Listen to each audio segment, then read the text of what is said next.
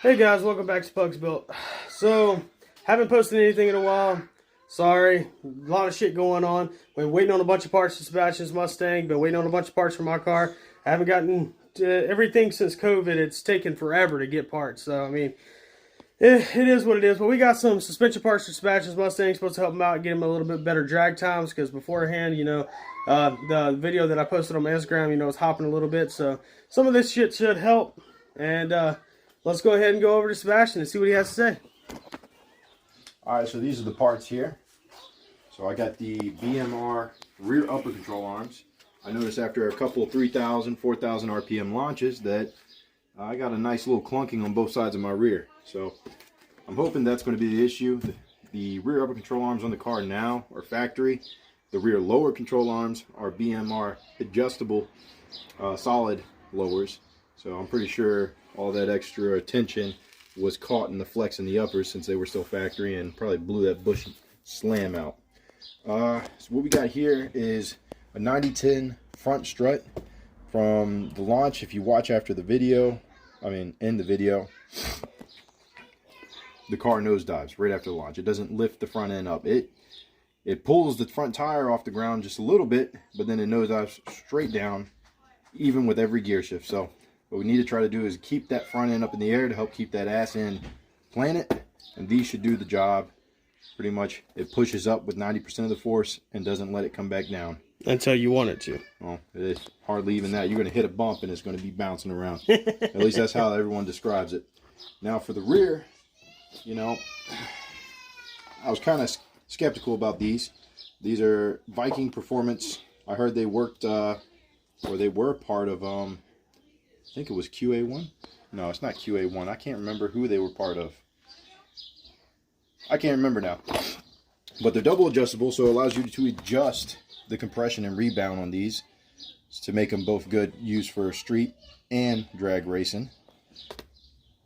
Pretty much it helps keep the ass end, planted. I'm doing everything I can. And then these parts here are actual factory sn95 struts.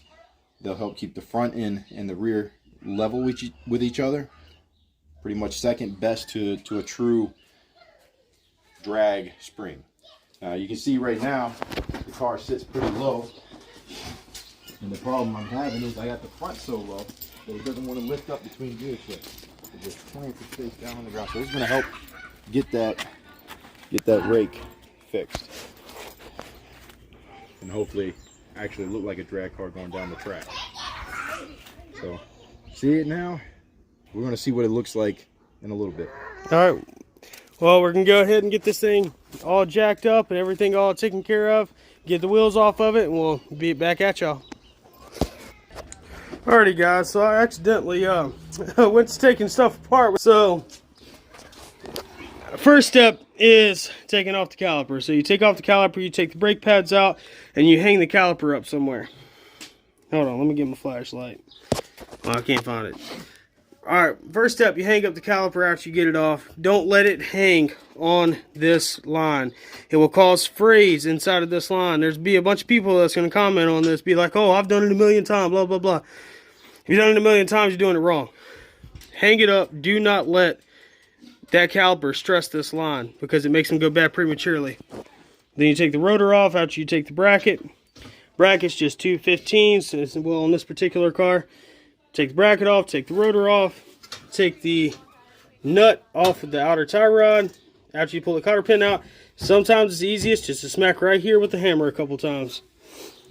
And see what Sebastian's doing over here. Back to you. I'm just sitting on it right now. Hey, don't come over here. I'm doing what everybody says not to do. Alrighty, so we'll be back just shortly. We're gonna go ahead and get these struts out and show y'all how to put the new struts in. Alright guys, so what certain of these struts that you get, they have these two spacers that fit on both sides of this. If you don't have those, when you go to put this in and you notice the spindle's a little sloppy or whatever, you have to have these spacers. Do not just tighten that thing down. That's right. Do not just tighten that thing down. Have to have these spacers. Always remember that. Before I start. So the final part of taking out one of these struts is up here. You're gonna have one big nut. It's normally either a 21 or a 22. You're gonna have one big nut. You take that nut out after you put the jack up against the lower control arm, because not that spring's gonna shoot out at you and it's gonna suck. And then just take the nut off and the strut falls out. And then you just allow the jack down and it'll release the lower control arm, let it fall down, and then boom, there's your spring. Bruh. Alrighty, so God damn. alrighty, so this side's all finished and all assembled. New drag struts in. What else did we do on this side? Just drag struts? Drag struts and the new spring. Drag struts and the new springs. Yep, she could be monster trunking now, boys. Monster trucking. Yep. Hell yeah.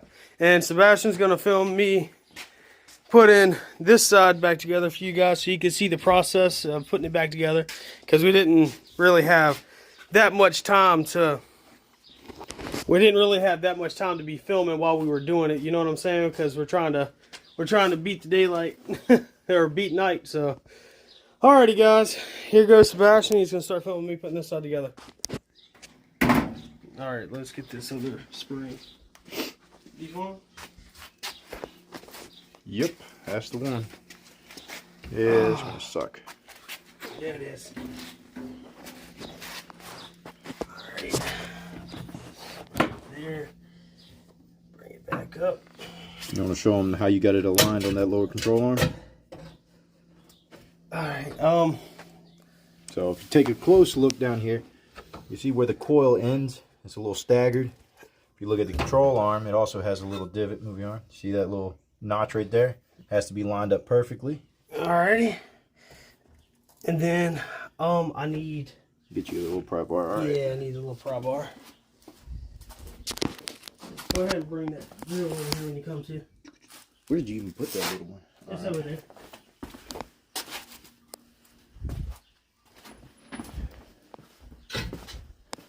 There you go.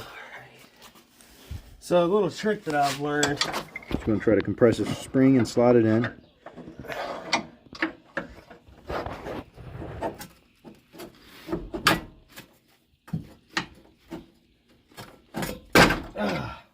Wow, there you go. Watch your fingers, boys and girls. That shit'll take them right off. Oh man. You hear him? Out of breath. That's how hard it is. Yep. All right, give me a second.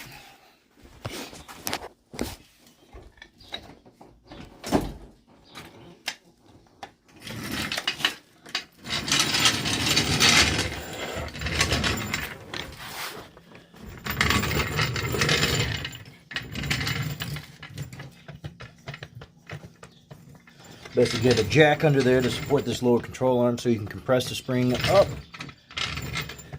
so you can get that shock aligned. Like I don't have it. It's pushing it down. Yeah, just give it a break a second. You get the wood. Yeah. You're going to have to lift it back up. We're going to have to readjust this wood. Damn, Pugs. You did enough upper body workout? Come on, huh?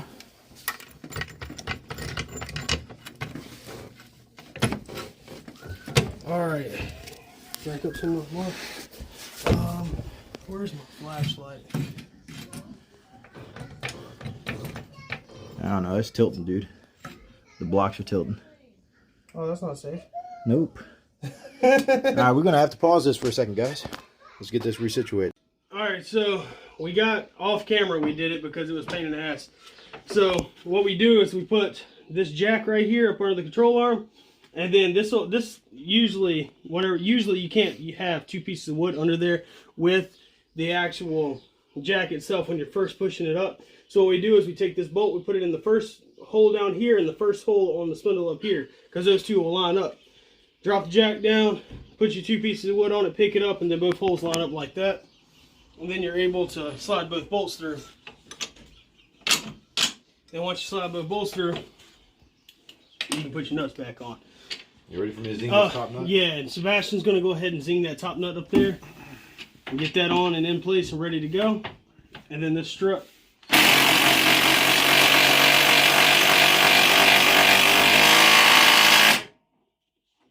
And now this strut's ready to go. You see that? You need the big ratchet, right? No. Are you good? You can get the hole? I do need my big, there it is right there. Right there. That's it. That's the one. I usually just use an adjustable wrench for this because these bolts, they're not really, or these nuts, if you tighten it down like you're supposed to, there's not really usually any issues with stripping it with the adjustable. I'm not a fan of an adjustable by no means, but it's good to have one every once in a while.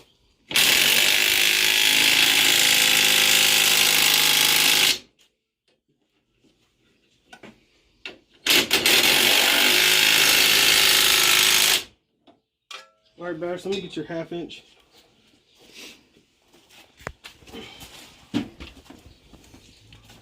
That little, I'm gonna tell y'all what, this ain't no paid promotion by Harbor Freight by no means, but this little thing right here was $80. This is the most powerful freaking impact I've ever bought other than my Milwaukee. Yes. That ratchet right there is a Harbor Freight ratchet. Yeah, this is a Harbor Freight ratchet, and then I love it. You can just stretch it out, man. This thing's awesome. I got 3 years now.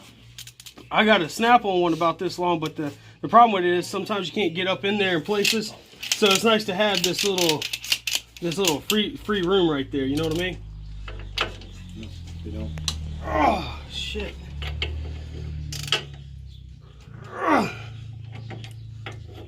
Yeah, see that little 3/8 gun. It's a monster. All right, so next step, take your plate for your ABS wire, stick that back on there. Normally it has 2 nuts, but they only come with 1. They only come with 1? Mm-hmm. Oh, I've seen them before with 2. So apparently if they have 2, somebody else put 1 on there. Put your nut back on there for that. If I can ever get a thread on, Turn it around. that'd be really nice. You flip the nut around. Yeah, I did.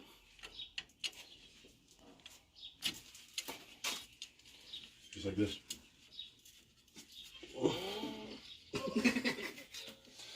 So it's usually don't have to be super tight. So again, your little adjustable wrench would do just fine. Just get it on there just snug, and then set your ABS wire back in the spot.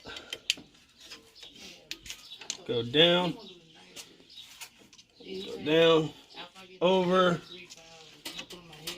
go down, over, down, over, and then plug it back in up here where it goes. You know what I mean? Get your 20-pound bottle. All right. Next up is going to be putting your rotor back on. Take the rotor, put your rotor back on. Now he has aftermarket lug nuts, the ones the spline lug nuts, so it looks good with the rims and it fits the rims perfect. Normally you would take your factory nut, because most of them can spin all the way down the stud without poking through the top.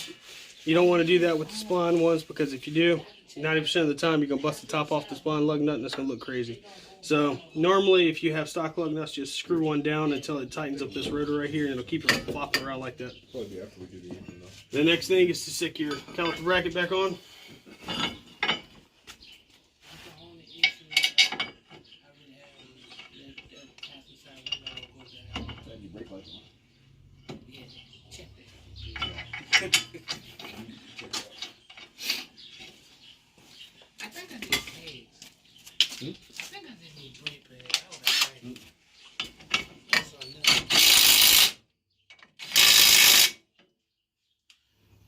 Always, even though you have an impact and stuff like that, always double check.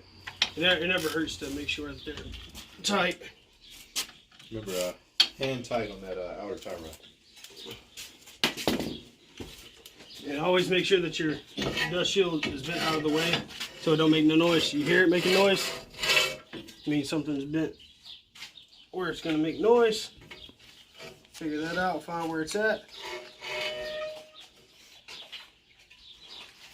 Bend it back out, because 90% of the time you're gonna bend this. It's inevitable. It's going to happen. Brake pads back in.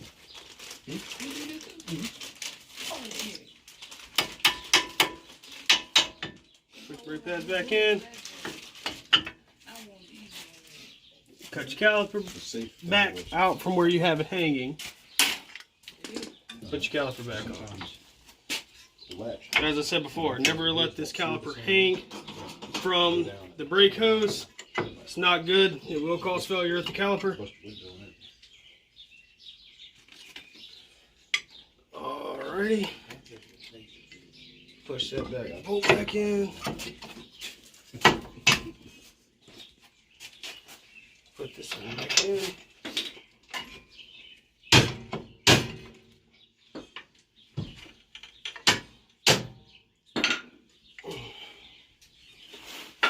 Hey Bash, I need that star socket. Oh boy. Alright. Coming to you. Alright. Let's measure this real quick.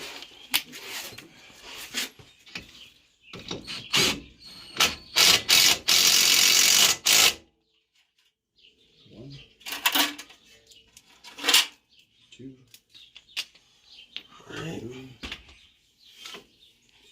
3, 4, 5, 6, 7, 8,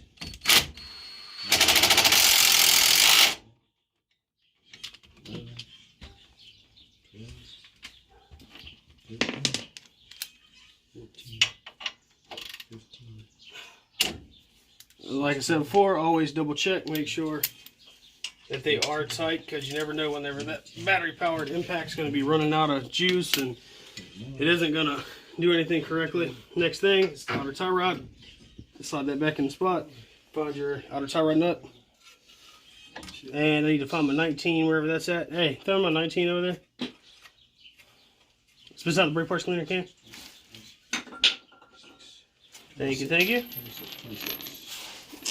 26. And always think about next time you're taking that cotter pin off. Always think about next time you're taking the cotter pin off. I've seen some of them that the cotter pin's all sorts of crazy. It makes no sense sometimes how they do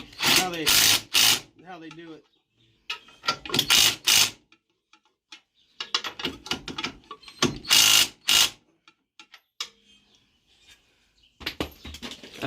Then put the cotter pin in. 2, 3, 4, 5, 6, 7, 8, 9. I put cotter pins in a certain way. That's why I'm doing that. You don't have to do it like that. And then this side is fully assembled. The only thing we have to do now is put the tire back on it. So I can drop that jack down, and I'll go ahead and put the tire on it, and we'll be right back. Alright guys, so the fucking camera died, so that was fantastic. But we already have everything put together. Everything looks really nice. I wanted to go ahead and show you guys. Let me see if I can crawl up under here. Yellow light, so let me get that. Ah, yep.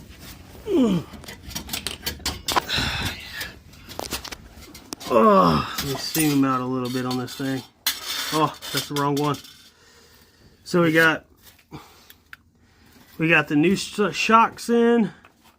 We got the new springs, which are old but new. And then we have the new upper control arms in. It was a pain in the ass doing those springs, but it is what it is. And then he already has the tubular control arms from the lowers. The uppers and lowers now match.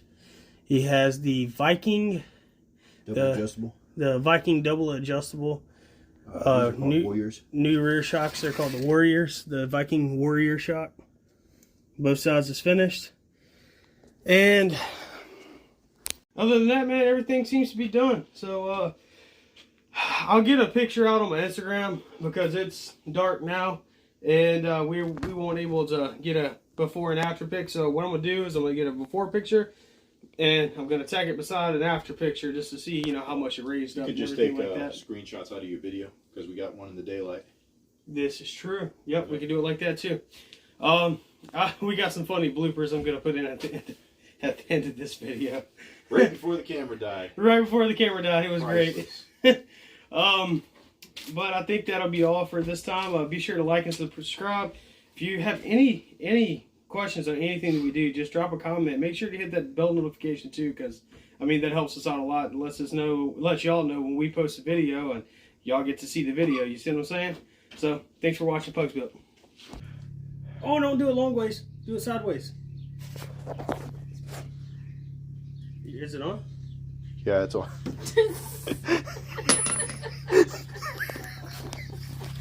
Fucking ruined it every time.